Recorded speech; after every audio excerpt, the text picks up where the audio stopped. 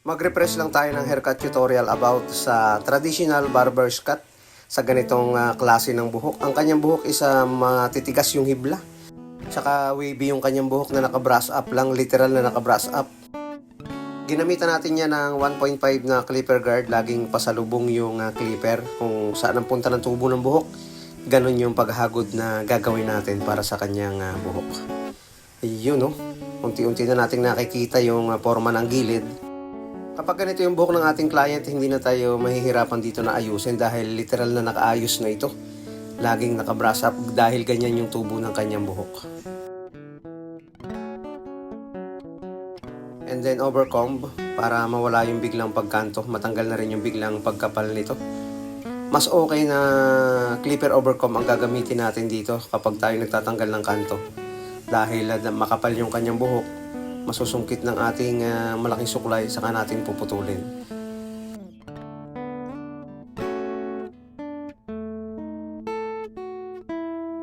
Ginagamitan lang natin ng scissor overcomb yung mga buhok na sumusuksok at hindi na aabot. Kadalasan ginagawa lang natin yan kapag malalambot yung hibla ng kanyang buhok. And then 0.5 na clipper guard agad dito sa may parting ilalim.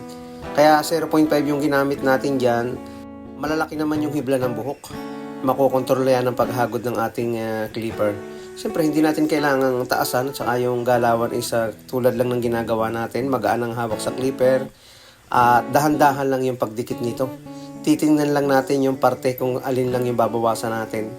Kung dito sa may puno ng tenga, laging nakatagilid lang yung ating talim ng clipper. Dito sa may parting likod, C-motion para hindi ito mapataas. Gustong-gusto pa rin ng mga client natin yung ganitong klase ng gupit, barber's cut. Ganito yung kadalasang pinapagupit nila. Kahit ako, ganito yung gupit ko nung una. Para matanggal ang dark spot, siyempre kailangan natin gamitan ng thinning scissor. May mga lubog-lubog dyan sa may parting gilid na yan. Yung mga bumubuong buhok or yung naiipon, is gamitan natin ng maliit na suklay saka yung ating thinning scissor para makita natin yung ibabalanse na nipis para hindi siya biglang itim tingnan.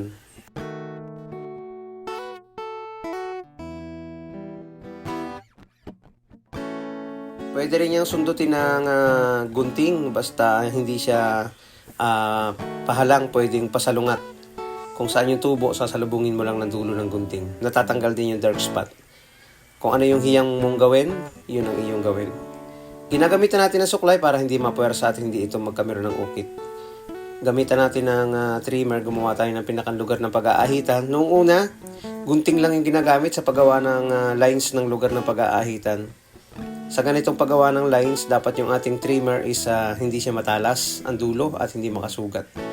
Ayusin natin yung pinakang ibaba sa paggamit ng ating clipper. Manipis naman ang talim niyan, kaya magiging balanse yung pangnipis niyan. Pwedeng naka-half, pwedeng naka-close. Yun. Ginamit natin dyan is gunting na. Tanggalin natin yung mga maliliit na bahagi ng buhok na bumubuo, yung biglang umiitim para maging balanse yung pagkapal at pagnipis nito. Kailangan natin siyempre basahin muna bago ahitan. Kapag naahitan, yan yung forma na makikita natin sa barber's cut. Ang kaibahan ng barber's cut sa taper, ang taper ay kitang-kita natin na wala ng patilya, halos pudpud na siya. Pero merong lines at merong temple. May lines sa likod ng tainga at meron ding temple. Sa parting likod kapag taper ay naka-fade na o halos talagang manipis na.